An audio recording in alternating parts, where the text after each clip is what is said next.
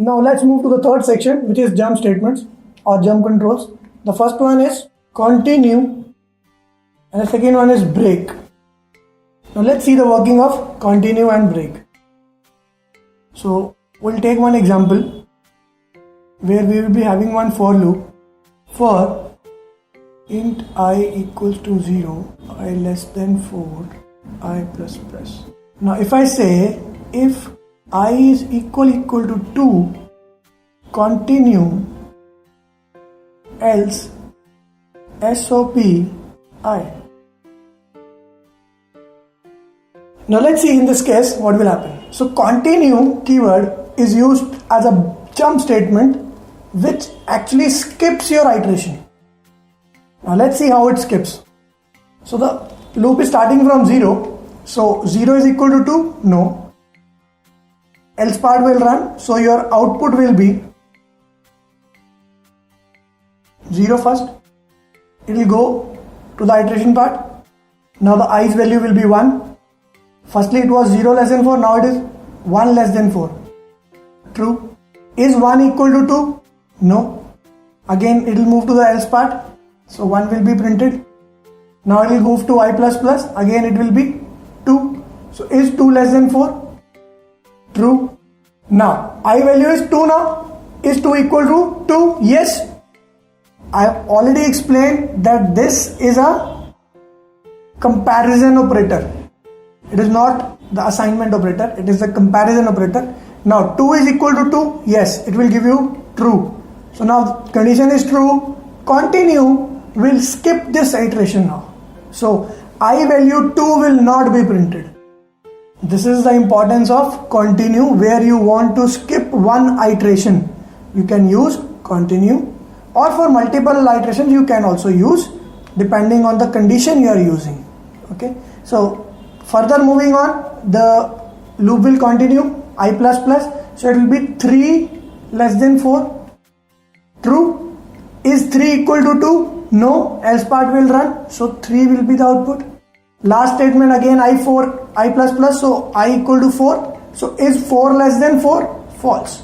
So when the condition is false, the loop will terminate and you will get this as your output. I hope continuous working is clear to all. Let's see the next jump construct, that is break. So the break statement, I'll use break here. Now as continue is used to skip one iteration, but break is used to terminate the loop. Now let's see how the same program will behave when I will be using break in place of continue. Now let's start from the first iteration. I0, 0 is less than 4, which is true. Is 0 equal to 2? No. Else part will run. So in case of this output, you will be having 0 first. It will move to iteration. Is 1 less than 4? True. Is 1 equal to 2? No. Else part will run. 1 is output. Iteration happens again. So is 2 less than 4? Yes. Now is 2 equal to 2? Yes. Break.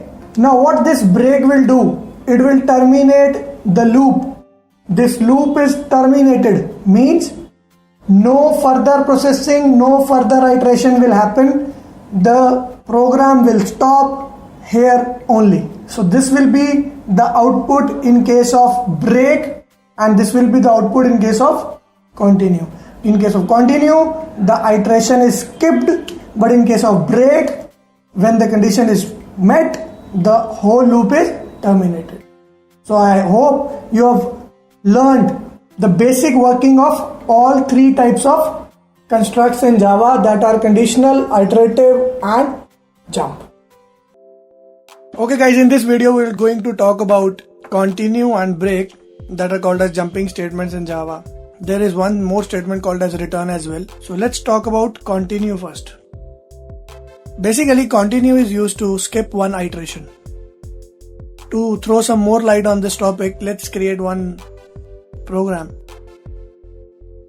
Let's say check continue,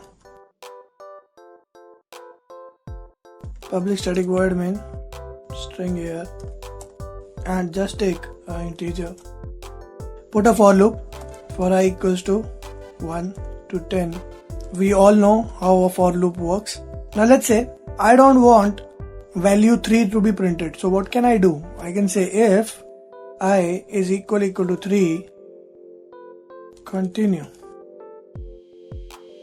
Else system.out.println I. So what will be the output of this program? Let us see. So I will start from 1. Is 1 equal to 3? No. 1 will be printed. Is 2 equal to 3? No. 2 will be printed. Now I value is 3.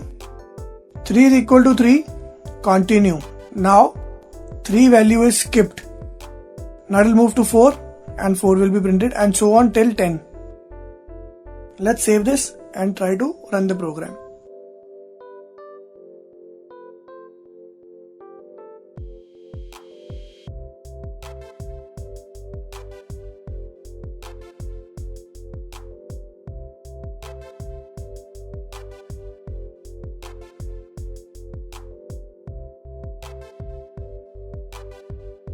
So the output is 1, 2, 4, 5, 6, 7, 8, 9, 10.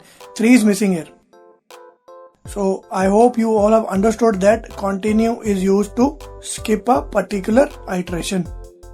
So let's suppose you want to skip 2 iterations from here in this case.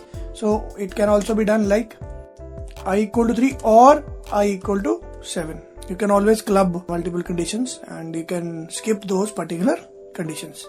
Let us move to break now.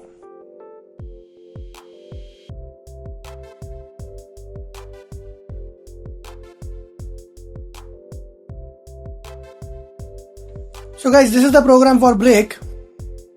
Okay, class check break, public static void main, same iteration, same for loop. Now if I is equal to 3, just break. Now what is break? Break is used to terminate the loop.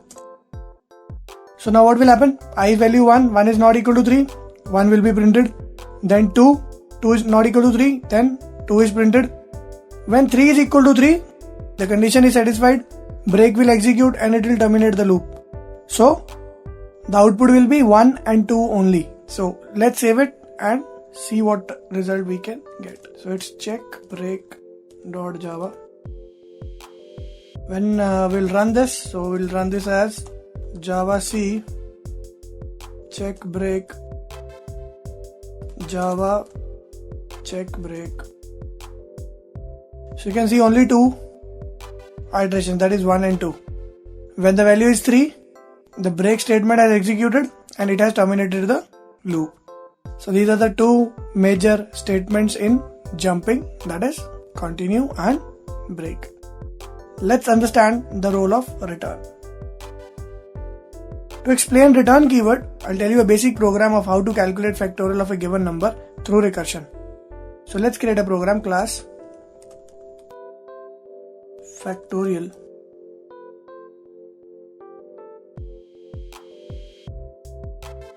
Public static void main, and we'll consider 2 variables, let's say int a for number and result to store the result. So what can I do? I say result equal to fact of a. So let's give a value to a. So let's suppose a is 5, right? And let's say system.out.println the factorial is yes. Now you have to create the method int fact int a. If a is less than equal to 1, return 1. Else return a into fact of a minus 1. So this is your base condition and this is your recursion, where a function is getting called inside the same function. Function getting called inside same function, right? And this is your base condition. Now, what value you have passed? You have passed a as 5. So 5 will be here.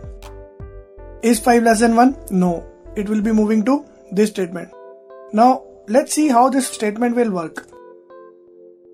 So it will be like 5 into fact of 5 minus 1, that is 4. Now, fact 4 is getting called inside the method called fact 5. And now what will happen? In place of this fact 4, it will be 4 into fact of 3. And in place of this fact 3, it will be 3 into fact of 2. And in place of fact 2, it will be 2 into fact of 1. Now, as you know, fact of 1 will be giving you one answer. From where? From this return. Now, the value is reduced to 1. So, now a will be 1. So, 1 is equal to 1. And this return will fire back the answer. So, this 1 will be returned to this thing. So, this is 1. So, 2 into 1, 2. So 2 will be returned to this call. So 3 into 2, 6. So 6 will be returned to this call. So 4 into 6, 24. So 24 will be returned to this call. So 5 into 24 will be 120. So 120 will be the final answer which will be returned to this particular method call. And it will be stored to res, and res will be 120.